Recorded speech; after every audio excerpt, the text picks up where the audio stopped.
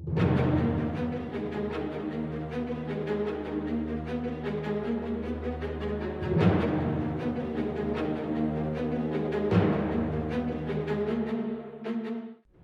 और फिलिस्तीन के बीच अब युद्ध चल रहा है। गाजा में घुसने के लिए इजराइल की सेना तैयार है। इस दौरान एक नया वीडियो भी सामने आया है जिसमें बताया गया कि कैसे 7 अक्टूबर को किबुत्ज में हमास के आतंकियों ने नरसंहार किया।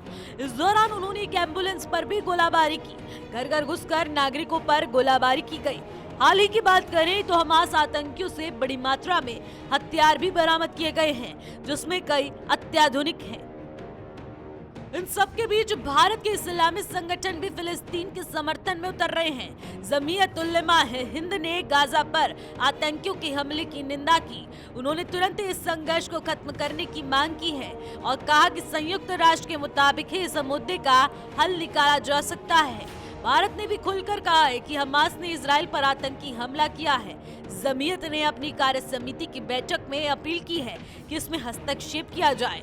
जमीयत के अध्यक्ष और मुस्लिम वर्ल्ड लीग के संस्थापक सदस्य मौलाना अरशद मदनी ने कहा है कि जमीयत हमेशा से फिलिस्तीन के संघर्ष का समर्थन कर रहे हैं। उन्होंने इजराइल को कब्जा करने वाले देश बताते हुए कहा कि कुछ ताकतों की मदद से फिलिस्तीन की भूमि पर उसने कब्जा कर रखा है। उन्होंने आरोप लगाया कि फिलिस्तीनी नागरिकों का अस्तित्व इजराइल समाप्त करना चाहता है।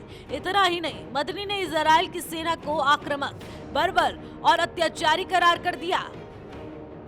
इस जिहादी जमीयत ने कोलकाता में फिलिस्तीन के समर्थन में मार्च भी निकाला जिसकी वीएचपी ने निंदा की है। उधर मौलाना अरशद मदनी ने कहा कि अगर संघर्ष रोका नहीं गया तो युद्ध का दायरा बढ़ सकता है और पूरी दुनिया इसकी चपेट में आ सकती है। हमास के आतंकियों ने जिस तरह से इजराइल के लोगों के साथ बर्बरता की वो पूरी दुनिया ने देखी है। जिहादी आतंकियों ने महिलाओं, बच्चे और बुजुर्गों को बेरहमी से मार दिया जिसके बाद भारत समेत अन्य कई देश भी इससे प्रताड़ित हैं। लेकिन हमारे ही देश में रहने वाले कुछ ऐसे जिहादी कट्टरपंथी संगठन हैं जो अभी भी फिलिस्तीन का समर्थन कर रहे हैं। ऐसे संगठन को अपने नाम से हिंद शब्द हटाकर हमास रख लेना चाहिए। Bureau report, AMV network.